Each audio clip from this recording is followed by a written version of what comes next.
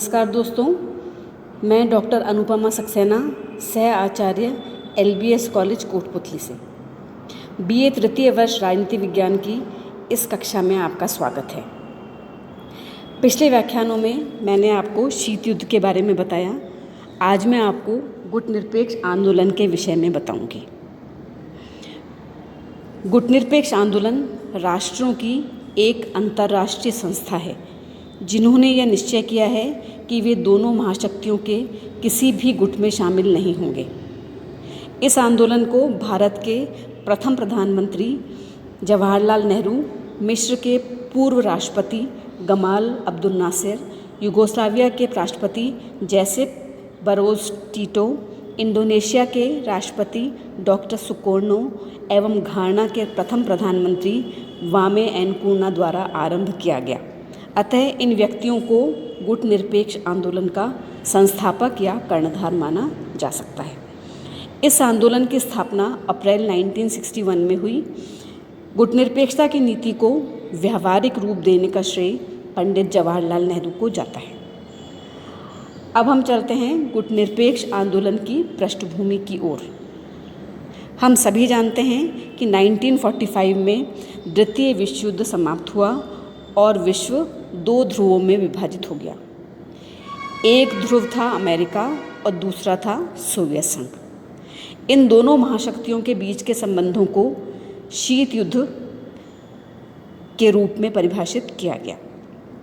America पूंजीवादी देश था जबकि सोवियत संघ साम्यवादी। अमेरिका नाटो और सीएटो के माध्यम से सैनिक संधियों से बंधा हुआ था। दूसरी ओर सोवियत संघ वार्सा पैक्ट के माध्यम से सैनिक संगठन से जुड़ा था।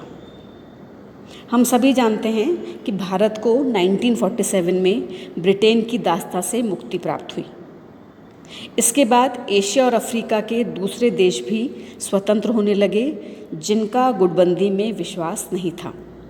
ऐसी स्थिति में देश विश्व में तृतीय शक्ति के रूप में उभरे।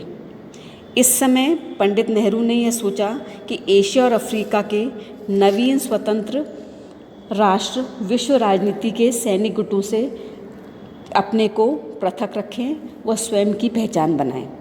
इस धारणा से नासिर, टीटो, सुकर्णो एवं घाना के एनकुरमा भी सहमत हुई। धीरे धीरे ये धारणा विकसित हुई और गुटनिरपेक्ष आंदोलन के रूप में विश्व के समक्ष आई। तो इस तरह गुटनिरपेक्ष आंदोलन का प्रारंभ हुआ। अब हम चलते हैं गुटनिरपेक्षता की परिभाषाओं की तरफ। इस संदर्भ में अप्पादुराई की परिभाषा महत्वपूर्ण है। उन्होंने कहा है कि किसी भी देश के साथ सैन्य संधि और विशेषतः किसी साम्यवादी या पश्चिमी गुट के किसी राष्ट्र के साथ सैनिक संधि में शामिल न होना गुटनिरपेक्षता है। इसी प्रकार पंडित जवाहरलाल नेहरू ने कहा है कि गुटनिरपेक्षता का अर्थ है सैनिक गुटों से स्वयं को अलग रखने का किसी देश द्वारा प्रयत्न करना। इसका अर्थ है जहाँ तक हो सके तथ्यों को सैन्य दृष्टि से न देखना, चाहे कभी कभी ऐसा करना भी पड़े, परंतु हमारा स्वतंत्र दृष्टिकोण होना चाहिए तथा सारे देशों के साथ मैत्रीपूर्ण संबंध होने चाहिए। नेहरू जी की तरह SM राजन ने भी गुटनिरपेक्षता को परिभाषित किया है और कहा है कि विशेषतः तथा नकारात्मक रूप में गुटनिरपेक्षता का अर्थ है सैनिक या राजनीतिक गठबंधनों की अस्वीकृति। सकारात्मक रूप में इसका अर्थ है अंतर्राष्ट्रीय समस्याओं पर जैसे भी तथा जब भी ये सामने आए प्रत्येक मामले के लाभों के अनुरूप ही तदर्थ निर्णय लेना। डॉक्टर कृष्णा कुदेशिया ने अपनी पुस्तक विश्व राजनीति में भारत में गुटनिरपेक्षता का उल्लेख करते हुए लिखा है कि गुटनिरपेक्षता की नीति उपदेशात्मक, नकारात्मक, तटस्थता तथा अप्रगतिशील नीति नहीं है। इसका अर्थ यह है कि जो सकारात्मक है अर्थात सही है और न्यायसंगत है उसकी सहायता और समर्थन करना, और जो अनीतिपूर्ण है उसकी आलोचना व निंदा करना। जॉर्ज श्वार्ज़ेनबर्गर ने गुटनिरपेक्षता को 6 अवधारणाओं से भिन्न माना है। अर्थात उन्होंने ये बताया है कि गुटनिरपेक्षता क्या नहीं है। इस संबंध में उन्होंने अलगाववाद, अप्रतिबद्धता, तटस्थता, तटस्थीकरण, एक पक्षवाद और निर्लिप्तता का उल्लेख किया है। इन सभी धारणाओं से उन्होंने गुटनिरपेक्षता को अलग माना है। अलगाववाद का अर्थ बताते हुए उन्होंने कहा है कि ऐसी नीतियों का समर्थन करना जिससे राष्ट्र विश्व राजनीति में कम से कम भाग ले या बिल्कुल अलग रहे, जबकि गुटनिरपेक्षता का अर्थ है केवल सैनिक संधियों या शीत युद्ध से दूर रहना, न कि अंतर्राष्ट्रीय संबंधों से।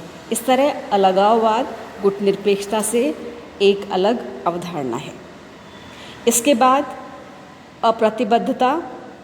अप्रतिबद्धता से अभिप्राय है किन्हीं दो अन्य शक्तियों से समान संबंध रखते हुए उनमें से किसी एक के साथ पूरी तरह प्रतिबद्ध न होने की राजनीति।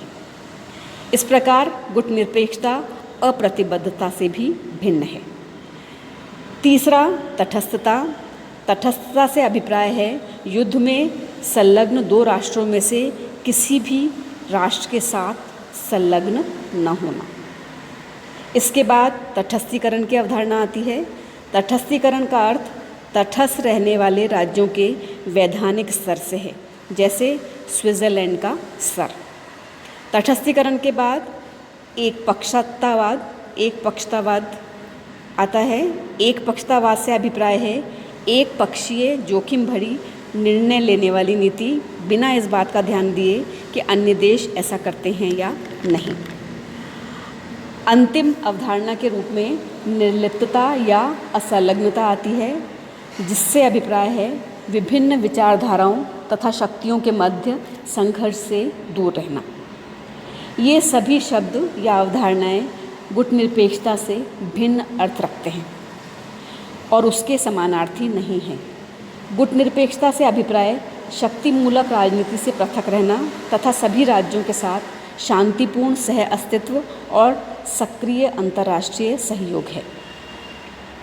गुटनिरपेक्ष आंदोलन की सदस्यता की कुछ शर्तें भी हैं जो 1961 में प्रथम गुटनिरपेक्ष शिखर सम्मेलन में तय की गई। इसके अंतर्गत ये कहा गया कि सदस्य राज्य स्वतंत्र नीति पर चलता हो, उपनिवेशवाद का विरोध करता हो, सदस्य किसी सैनिक गुट का सदस्य न हो, सदस्य राष्ट्र ने किसी महाशक्ति के साथ द्विपक्षीय समझौता न किया हो, सदस्य राष्ट्र ने किसी बड़ी शक्ति को अपने क्षेत्र में सैनिक अड्डे बनाने की अनुमति नहीं दी हो। इन मानदंडों के आधार पर बेलग्रेड में होने वाले प्रथम शिखर सम्मेलन में निमंत्रण पत्र भेजे गए। सितंबर 1961 में मार्शल टीटो के प्रयासों से बेलग्रेड में गुटनिरपेक्ष राष्ट्रों का प्रथम शिखर सम्मेलन संपन्न हुआ। यूगोस्लोवाकिया में विधिवत स्थापना के बाद इस आंदोलन ने अनेक छोटे छोटे देशों को उपनिवेशवादी शक्तियों से मुक्त होने में न केवल मदद की, बल्कि उन्हें अपनी स्वतंत्र विदेश नीति अपनाने के लिए भी प्रेरित किया।